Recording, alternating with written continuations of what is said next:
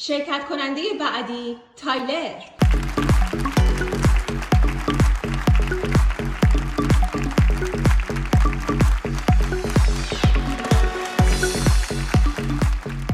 تایلر عزیز، سلام. خیلی خوشحالم میبینمت.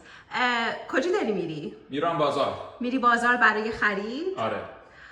تایلر جان، من از تو انتظار خیلی بیشتری داشتم. یعنی در واقع مشکل من این قفسه سینه تو هستش.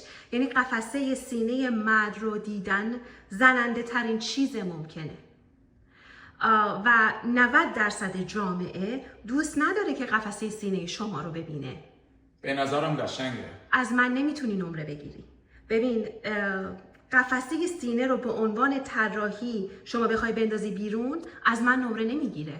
امیدوارم که هفته‌های آینده بتونم بهتر ببینمت.